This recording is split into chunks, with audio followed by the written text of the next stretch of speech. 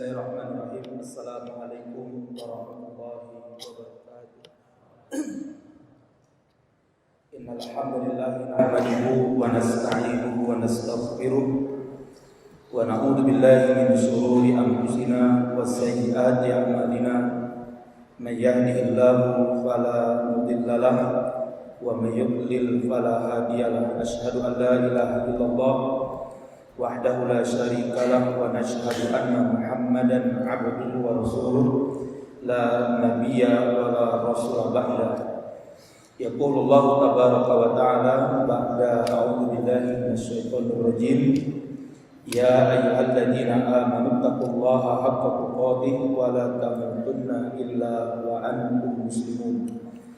Wa qala Rasulullah sallallahu alaihi wasallam, Inna asdaqal hadisi kitabullah wa inna afdalal hadi hadi Muhammadin sallallahu alaihi wasallam wa inna syarral umuri muhdatsatuha wa kullu muhdatsatin bid'ah wa kullu bid'atin dhalalah wa kullu dhalalatin finnar.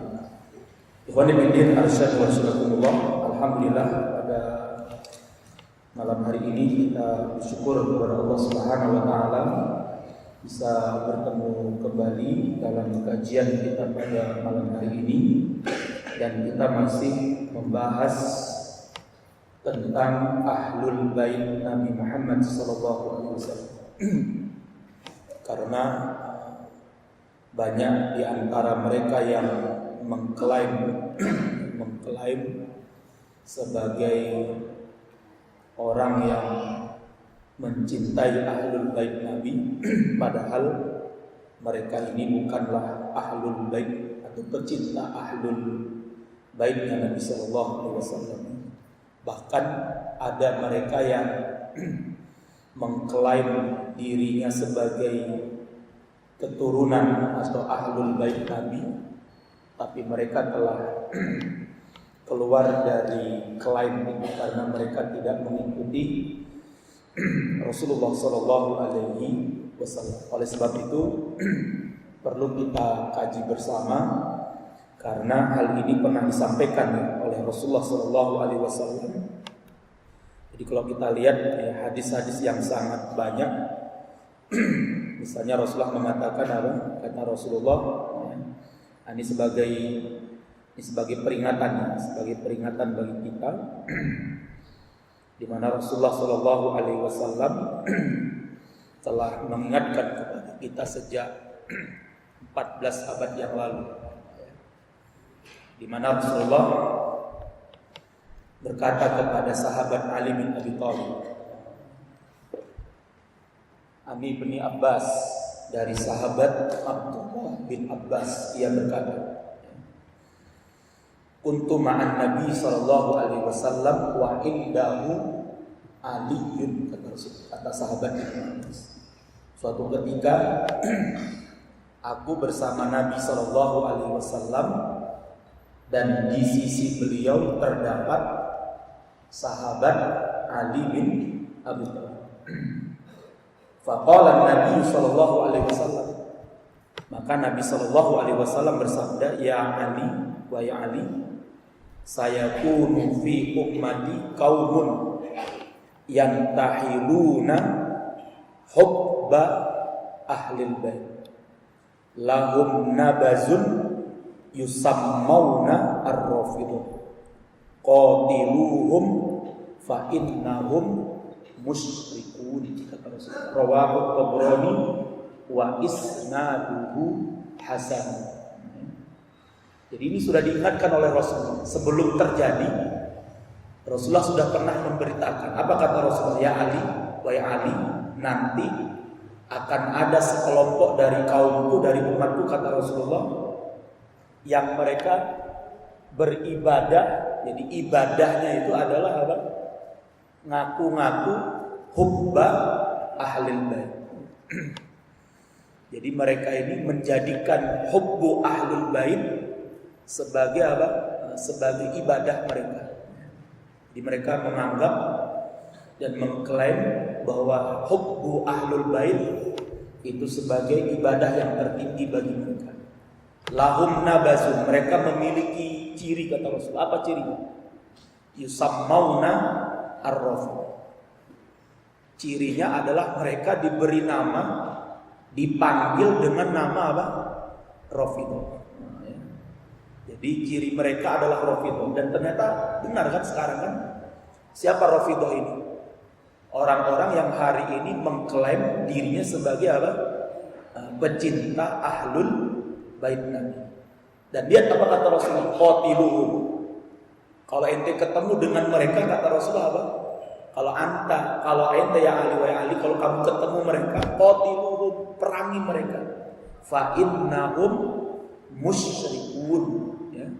Karena orang-orang Rafidhah ini adalah orang-orang musyrik. Ya. Dan ternyata kalimat Rafidhah ini muncul. Kapan kalimat Rafidhah ini muncul? Pada masa putranya sahabat Husain, namanya Imam Ali bin Husain bin Ali bin Abi Thalib, seorang tabi'in, ya. Sayyidut tabi'in, namanya Ali bin Husain bin Ali bin Abi Thalib. Jadi sahabat Husain itu punya 2 orang anak yang diberi nama Ali. Jadi ada Ali As-Shaghir dan ada namanya Ali Al-Kabir gitu ya, atau Ali Akbar atau Ali Al-Asghar. Jadi Ali kecil dan Ali besar gitu ya. Ali yang akbar, Ali yang besar itu ikut wafat, meninggal dunia syahid bersama ayahnya di kota Karbala. Jadi karena di Padang Karbala. Jadi waktu itu Ali yang besar, Ali Al-Kabir itu ikut meninggal dunia, dibunuh oleh pasukannya Abdullah bin Ziyad, ya, di Padang apa? Karbala bersama ayahnya. Ali As-Shaghir selamat, ya. Ali As-Shaghir ini selamat karena kondisi beliau waktu itu dalam keadaan sakit. Jadi sahabat, jadi Imam Ali As-Shaghir ini sakit. Dan ketika terjadi perang yang tidak seimbang antara pasukan sahabat Husain dengan pasukannya Ibnu Ziyad, yang tidak seimbang ya. Dan tidak ada satupun orang Syiah yang keluar menolong sahabat Husain. Padahal orang-orang Syiah ini ngirim surat kepada sahabat Husain, jumlahnya sampai berapa? 40.000 surat. Antum bisa bayangkan pada masa itu orang Kufah, Irak, ya, orang Syiah Kufah itu mengirim surat kepada sahabat Husain. Dalam riwayat disebutkan apa? Jadi tablughu balaghat ya, 40.000 ya. Jadi suratnya itu mencapai berapa? 40.000 surat ya.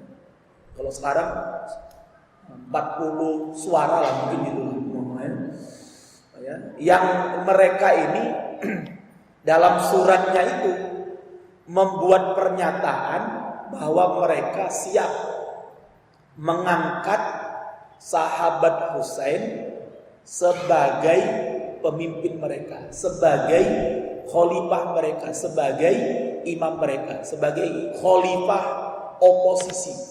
Ya kan? Jadi bahasanya begini, oposisi ya. Karena waktu itu yang memimpin kekhilafahan pada masa itu adalah putranya sahabat Muawiyah, namanya adalah Yazid bin Muawiyah, yang diakui oleh para ahli sejarah. Yazid bin Muawiyah ini dari sisi akhlak, ya, dari sisi akhlak dia adalah orang yang sangat buruk akhlaknya dari sisi akhlak.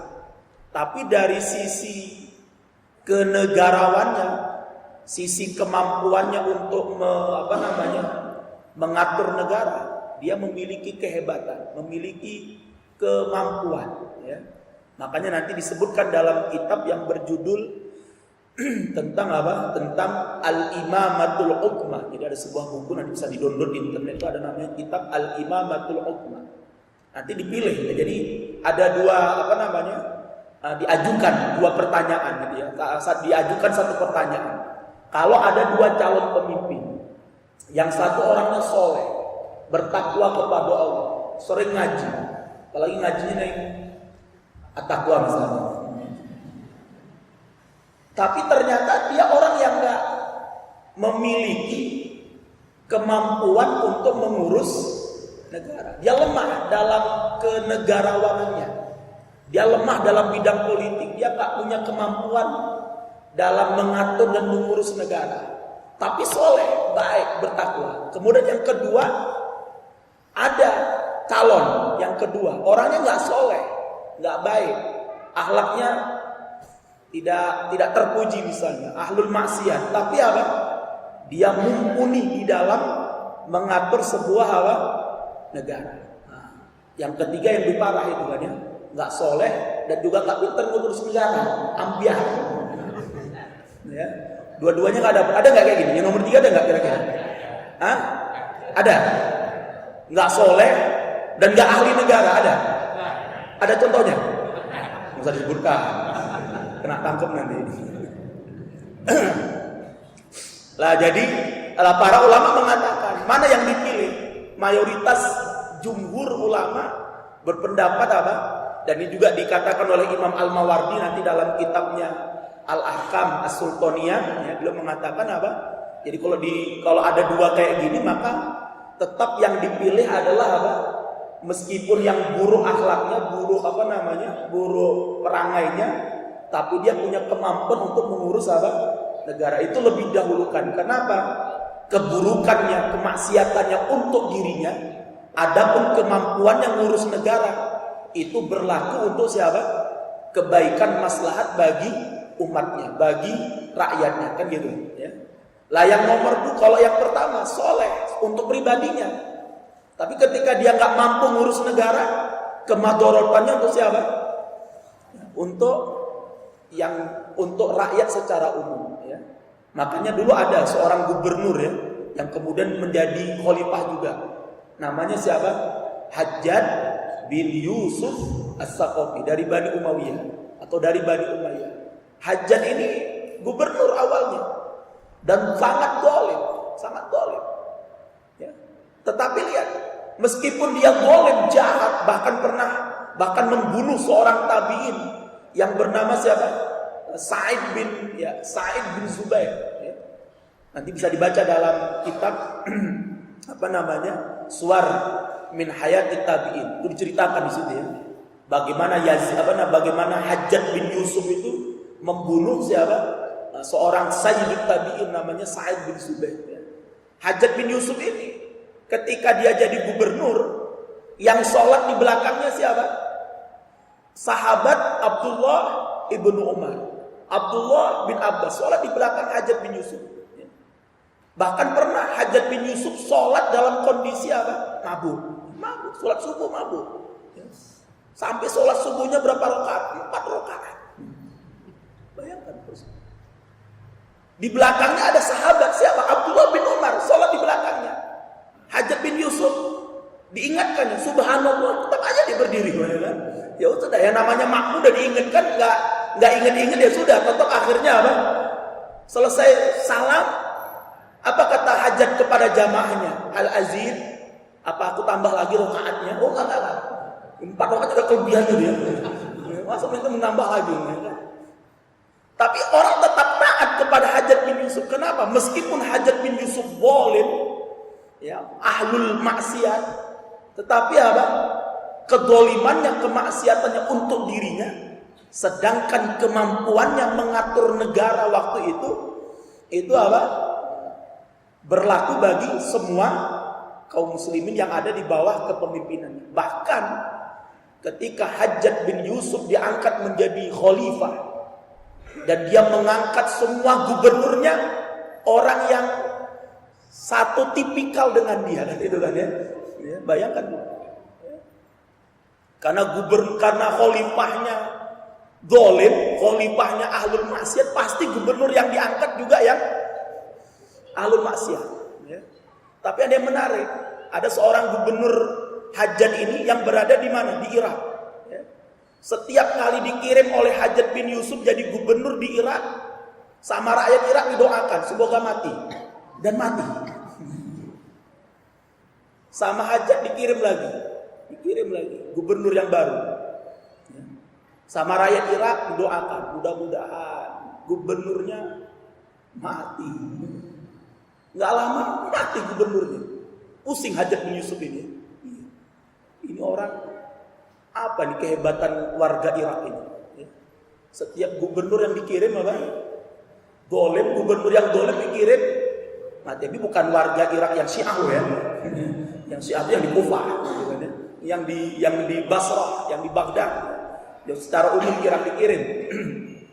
Sampai akhirnya apa? Hajjaj bin Yusuf meneliti ya, apa kehebatan, apa yang menyebabkan gubernur Irak ini setiap kali dikirim apa? Wafat. Setiap kali dikirim meninggal dunia. Maka dia kirim tim khusus ini ya. Bukan KPK ya. Mungkin ya apa mungkin ya, intelijennya mungkin dikirim kan. Enti teliti apa kira-kira gerangan yang menjadi sebab setiap gubernurku dikirim ke Irak, nggak lama kemudian apa? Meninggal dunia. Ulanglah intelijennya dan lapor. Wahai Hajjaj, ada apa? Ternyata gubernurmu itu meninggal dunia. Setiap kali dikirim di apa? Karena didoakan oleh rakyatnya. Doakan apa? Biar mati. Dan terkabul. Oh gitu ya. Ya sudah. Kalau begitu saya buat dan saya akan saya akan buat doa mereka tidak dikabulkan oleh Allah. Ya. Boleh enggak itu? Jadi bayangkan gubernurnya ya, membuat misi agar doa rakyatnya apa? Tidak dikabulkan oleh Allah. Bagaimana caranya? Nah, kemudian dia kirim lagi gubernur. Kemudian gubernurnya dipesan, hilang sama rakyat Irak. Hajjaj minggu depan hari Jumat akan datang ke Baghdad, akan datang ke Irak.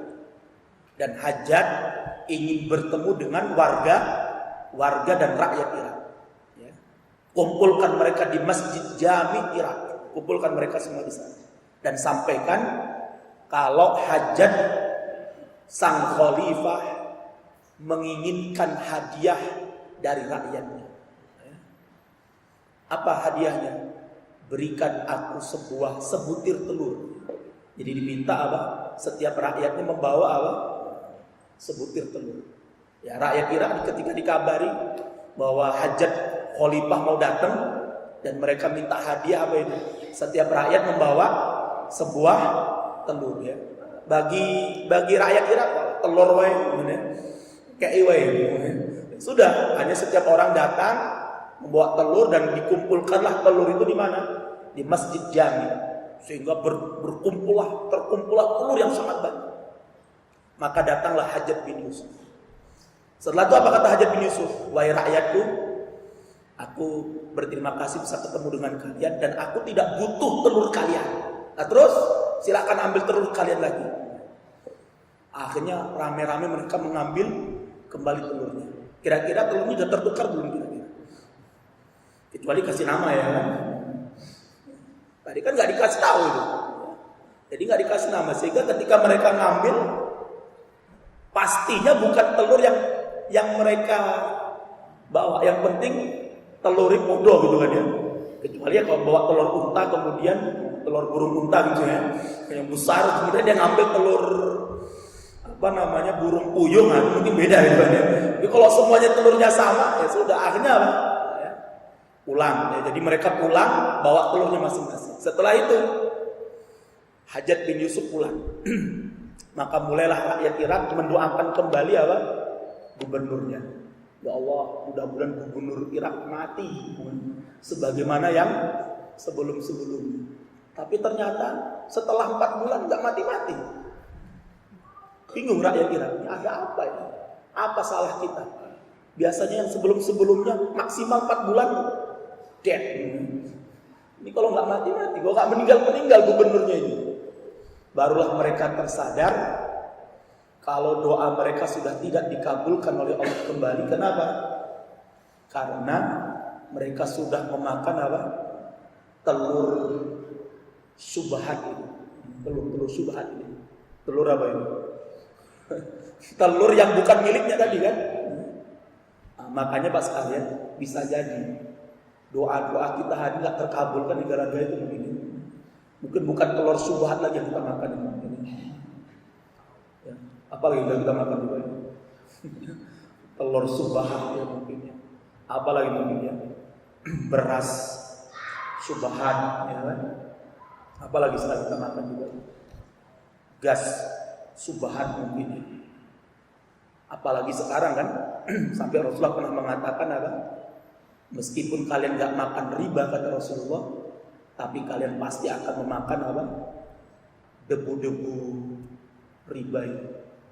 Mungkin kita gak ta'amul langsung dengan ribawiyah, tapi hari ini berapa banyak orang yang berdagang dapat modal dari mana? Coba untuk melihat ada beberapa warung yang jual ayam Kentucky misalnya, Kentucky yang sering ini. Apalagi anak-anak kan senang gitu kan. Anak-anak kan senang dia. Nah, kalau pagi sarapan belinya apa? Kentucky. Coba lihat di gerobaknya itu. Binaan Bank BNI. Ada lagi ada lagi di situ binaan Bank BCA. Itu berarti dia dapat modalnya dari mana? Dari bank. Makanya dia harus tulis di gerobaknya itu binaan BCA, binaan BRI, binaan BNI, binaan apa lagi? Ya jangan binaan corona aja lah ya. Binaan Jiwas Raya, Jiwas Raya. Lah ikhwan sekumullah. Lah kemudian kita datang bawa duit 10.000 ya. Beli Pak Kentucky-nya. Pak 2. Padahal dia dapat modal dari mana? Dari Bank Mega, dari Bank BCA. Kita nggak bertaamul dengan Bank BCA-nya langsung. Tapi apa? Kita akhirnya juga terciprat dengan apa? Debu-debu riba. Itu bisa jadi doa kita tuh nggak kabul. Di antara dia doa malu doa ya Allah matikanlah Abu Jandal gitu. Ada nggak doa gitu? Ada nggak berdoa? Ada ya? Mati orang? Orang? Mungkin ada di antara ya Allah. Mudah-mudahan si Abu Dajjal matinya ditabrak corona misalnya. Tabrak. Mungkin ada di antara kita tapi kok orangnya sehat-sehat aja gitu kan ya? Lah bisa jadi doa kita tuh nggak dikabul atau nggak diterima oleh Allah, bisa jadi gitu ya, nggak didengar oleh Allah karena apa? Sudah terlalu banyak Pak. Barang-barang syubhat bahkan mungkin barang haram itu apa? Nyemplung dalam perut kita. Sate, jamu, sate. Mungkin seperti itu. Nah, oleh sebab itu ini penting. Jadi oleh sebab itu maka Ali al-Asghar atau Ali as-Saghir inilah yang nanti kemudian sepeninggal Husain bin Ali bin Abi Thalib gitu ya. Semeninggalnya Husain bin Ali bin Abi Thalib kemudian nanti dibaiat menjadi apa? Menjadi imam yang keempat menurut siapa? Menurut Syiah. Makanya dikenal dengan Ali bin Husain bin Ali bin Abi Thalib yang memiliki gelar namanya adalah Zainul Abidin ya, Zainul Abidin. Makanya sering dikenal dengan apa? Ali Zainul Abidin atau Ali Zainal Abidin karena beliau ahli beribadah kepada Allah Subhanahu wa taala. Nah, suatu hari orang-orang Irak datang itu, orang-orang Kufah ini datang kepada sahabat kepada Imam Ali bin Husain bin Ali bin Abi Thalib bertanya, wahai Ali bin Husain, ma ra'yukum ya, bagaimana pendapatmu, bagaimana sikapmu, bagaimana menurutmu tentang Abu Bakar dan Umar, ra'yuka an Abi Bakr wa Umar, bagaimana pendapat Anda tentang Abu Bakar dan Umar? Maka Ali bin Husain menjawab, Abu Bakar dan Umar mereka berdua adalah teman akrab sahabatnya kakekku. Siapa kakeknya? Ali bin Abi Thalib. Itu kakeknya. Ya, jadi Ali bin Husain bilang, Abu Bakar dan Umar adalah sahabatnya kakekku. Maka aku mencintai keduanya sebagaimana kakekku Ali bin Abi Thalib radhiyallahu taala anhu mencintai keduanya. Akhirnya apa? Orang-orang Syiah Kufah menolak persaksiannya Ali bin Husain ini. Ya, kok gitu kami nggak terima ucapanmu, kami tidak menerima jawabanmu. Maka keluarlah dari kalimat Ali bin Husain apa? Rafattumuni. Kalian telah menolak persaksianku. Jadi Rafidhah itu apa artinya Rafidhah? Dari situlah kemudian dinisbatkan kepada mereka yang namanya apa? Rafidhah. Apa Rafidhah ini? Ya. Rafidhah ini adalah orang yang menolak persaksiannya Ali bin Husain tentang Abu Bakar dan Umar. Maka nanti orang-orang yang mengikuti Ali bin Husain berpisah dengan mereka, membuat kelompok sendiri, namanya siapa? Zaidiyah. Jadi muncullah kelompok Syiah gitu ya, pecahan Syiah yang bernama apa? Zaidiyah. Yang mana para ulama mengatakan Zaidiyah ini adalah bagian daripada kelompok Syiah yang sangat dekat dengan Ahlus Sunnah, yang mereka apa? Tidak keluar dari Ahlus Sunnah wal Jamaah. Karena Zaidiyah itu hanya mengatakan apa? Ali bin sahabat Ali itu lebih berhak menjadi khalifah. Tapi karena yang terpilih itu adalah Abu Bakar, Umar dan Utsman, ya sudah. Kami tidak akan menggugatnya, apalagi sampai mengkafirkannya, apalagi sampai melaknat sahabat Abu Bakar dan Umar. Nah, itu saja yang membedakan. Beda dengan yang di Kufah ini. Lah akhirnya benar apa kata Rasulullah. Jadi yusammauna ar-Rafidhah. Kalau kita ketemu dengan mereka apa? Nah, kata Rasulullah apa? Perangi mereka, bunuh mereka, karena mereka ini jahat ya. Apalagi yang terbaru mereka bilang apa? Virus corona itu berasal dari Abu Bakar dan agamanya Abu Bakar dan Umar. Ya. Ada videonya ya. Sehingga mereka mengatakan adapun kami ya tidak akan terkena virus corona. Ya. Kenapa? Nah, karena Syiah merasa sebagai agama yang paling hebat ya, sehingga mereka tidak terkena virus corona ya. Ada video yang terbaru itu ya, yang dimana orang-orang Syiah ini mengklaim ya, bahwa mereka ini adalah apa? Saya lupa virus ini.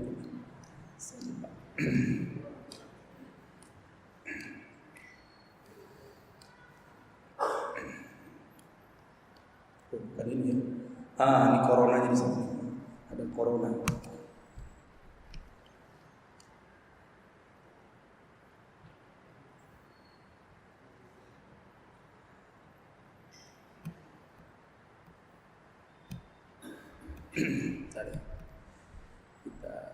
Ini ada supaya kita bisa tahu ini bagaimana orang-orang Syiah ini orang-orang bodoh bin jahil gitu. Mereka orang bodoh bin jahil.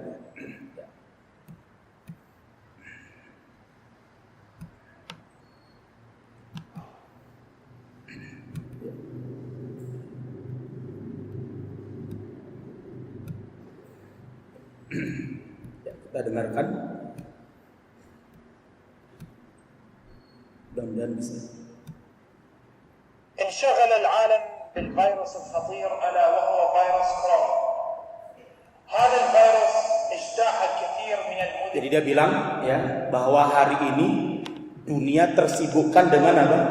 Sebuah virus yang bernama apa? Virus corona. وضرب الكثير من الأشخاص وتسبب بعشرات المئات من الضحايا ومنهم القتلى. Banyak yang terbunuh dan sebagainya. منا نحن كمسلمون إن كنا من طوائف من عدة نتهم الصين بتفشي هذا المرض. Kemudian hari ini banyak yang menuduh, bahkan termasuk orang-orang Islam dan menuduh bahwa Cina sebagai negara yang menjadi apa? Tertuduh gitu kan ya. Jadi Cina sebagai negara yang tertuduh sebagai apa? Negara yang pertama kali terjangkit dengan wabah yang bernama virus corona. Ya. Karena mereka memakan binatang-binatang yang jorok dan sebagainya. Mereka makan daging kucing, daging daging anjing. Mereka makan makan daging monyet, bahkan juga memakan daging manusia. Ya. Makan daging manusia.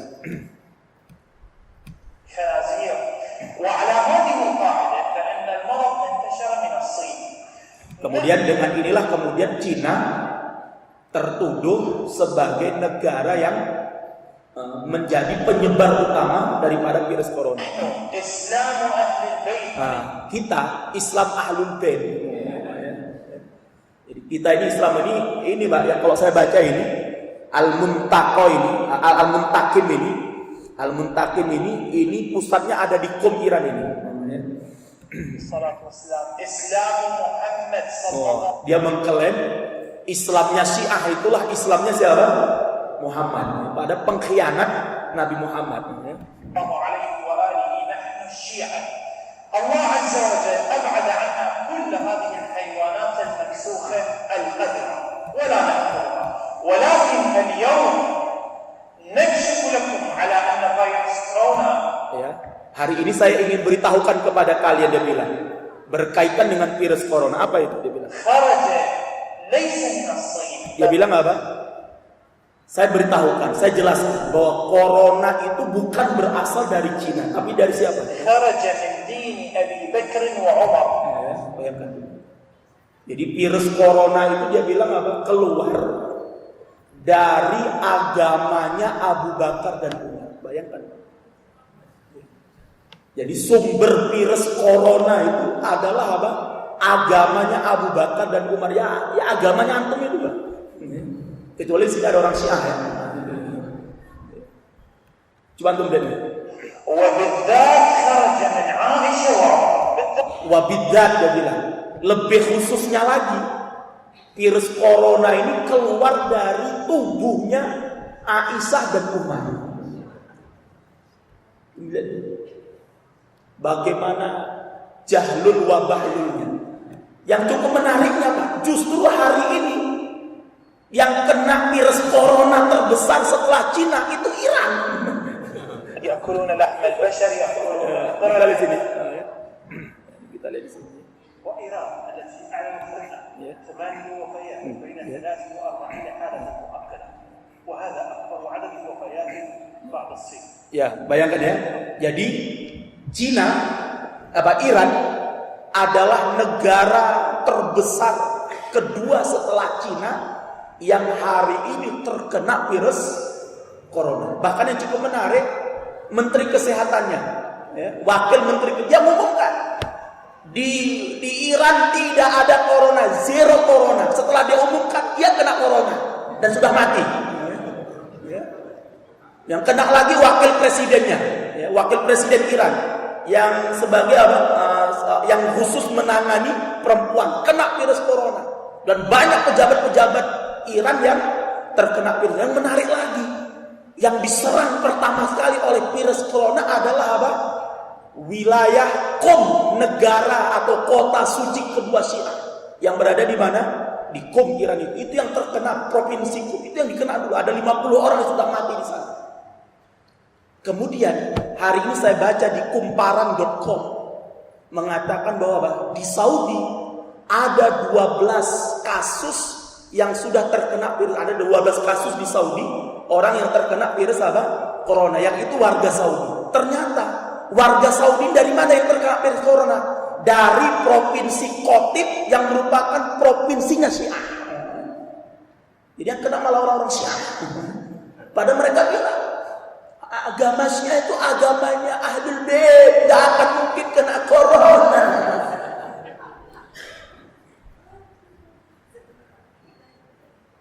Jadi manusia-manusia penipu dan pendusta kayak gini nih harus kita waspadai. Lah bos sekalian yang mudah-mudahan dimuliakan oleh Allah Subhanahu wa taala. Jadi ini penting untuk kita perhatikan ya, sehingga mereka ini adalah orang-orang yang melakukan sebuah, jadi kerja mereka ini adalah apa?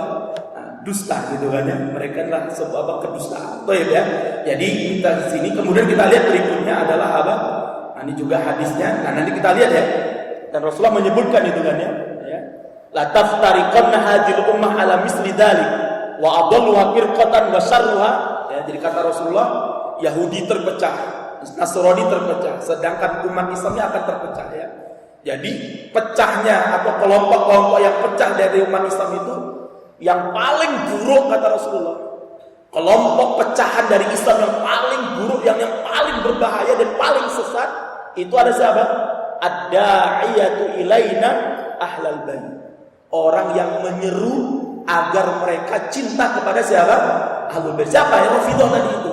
Ciri-cirinya siapa? Yastimuna Abu Bakrin wa Umar. Ciri utama mereka adalah apa? Kata sahabat Ali. Kata sahabat Ali ini, kata sahabat Ali ya. Ciri utama mereka adalah apa? Mencaci maki Abu Bakar dan Umar. Jadi oleh sebab itu ikhwan fillah, maka orang-orang Syiah hari ini itu sudah disebutkan oleh sahabat Ali 14 abad yang lalu, mereka adalah kelompok yang paling apa? Yang paling sesat dan yang paling buruk dan yang paling berbahaya. Jadi ini yang wajib untuk kita waspadai. Makanya apa? Virus Syiah ini lebih sadis daripada virus corona. Kalau ada orang yang beriman terkena virus corona dan kemudian dia meninggal, insya Allah dia mati ya kan? Syahid insya Allah. Tapi kalau kena virus Syiah, virus Rafidhah, ya, kena virus Rafidhah, kemudian mati di atas kerafidhahannya dan nggak mau tobat, gitu ya, malah nyari-nyari apa? Nyari-nyari dalil hujjah, ya. Kan baru ini kan ada lagi rame tuh di Twitter, apa di Facebook, ya. Ada orang yang namanya Syukur ayahanda Syukur abinya Aisyah. Oh itulah namanya. Atau dikenal dengan Syukur Solo. Ya pamer apa namanya? Pamer buku ya. Bantahan bahwa Mudzakir kiainya Gumuk itu bukan apa?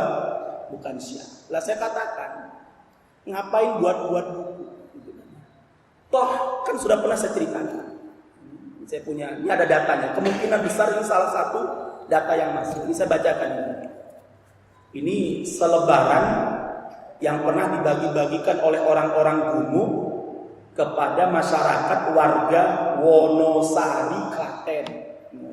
Ada orang Wonosari nggak di sini? Kan di Wonosari itu kan ada Gumukyun itu kan, daerah Wonosari, Klaten itu loh. Yang kalau mereka ngaji itu, orang-orang Wonosari Klaten itu kalau ngaji kan biasanya Rabu malam atau Rabu malam kalau salah saya, atau Selasa malam Rabu atau malam Kamis lupa itu. Itu biasanya mereka berangkat kan kajiannya habis sisa kalau nggak salah di Gumu itu. Itu biasanya mereka berangkat maghrib, ya, sebelum maghrib itu biasa sholat itu di tempat saya itu sholatnya. Rata-rata biasanya orang-orang Gumu itu dari mana? Dari Wonosari Klaten tuh kan, yang arah mau ke Delanggu dulu. Ya. Nah, itu biasanya sholatnya itu di masjid Nurul Huda tempat saya di Butulan itu sholatnya di situ. Dan pasti jamak maghrib dan isya. Bayangkan. Mana Gumu? Jamak Pak, juga dari Wonosari, pada Wonosari ke Butulan itu, ke Jalan Gawo itu, kira-kira berapa kilo itu? Ya paling lebih kurang ya 10 kilo, nggak nyampe lah itu.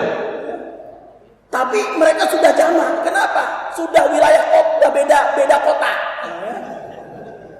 Karena mereka sudah safar dari Klaten ke Sukoharjo. Cuma tanya orang Gumu yang ngaji di sini. Nggak usah malu-malu, nggak apa-apa loh. Orang digebukin loh. Jadi orang Gumu yang tinggal dekat UNS itu kalau nyebrang Palur itu, jembatan kan udah Karanganyar kan, sudah jamak mereka di sana. Para tinggal di mana? Dekat UNS itu ya, atau dekat apa namanya? Dekat Jurong itu. Ya. Mereka kalau sholat nyebrang ke masjid apa namanya? Masjid Kota Timur itu, jamaah itu. Kenapa? Sudah beda kota. Surakarta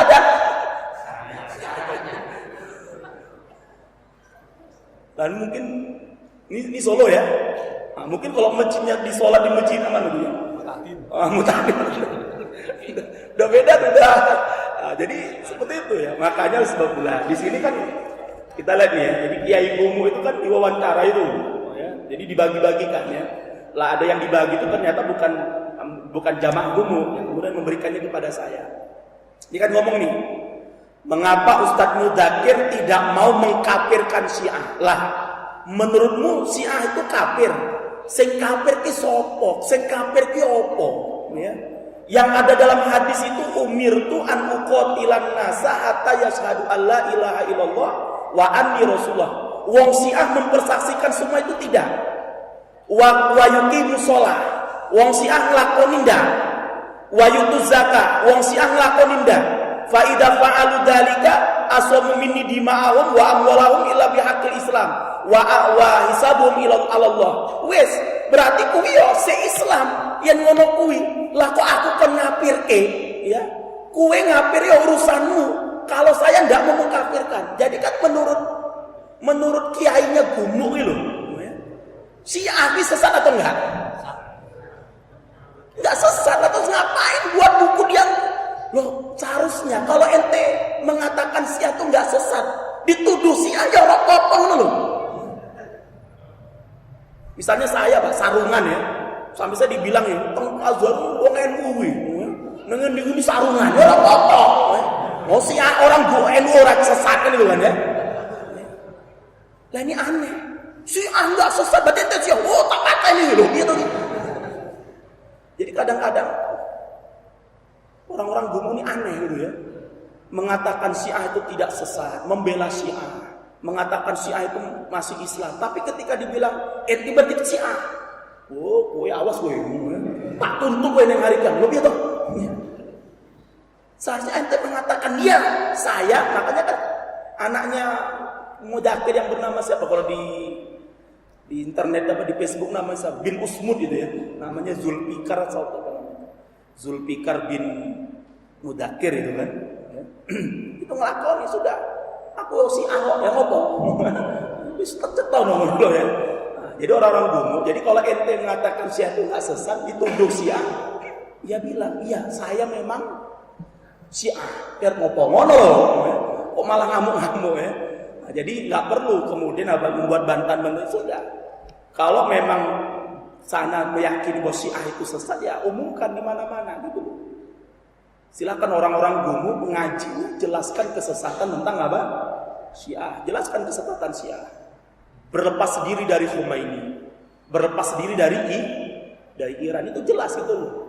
Jadi nggak perlu pakai teori-teori, praktek di lapangan itu yang dibutuhkan. Kan ya?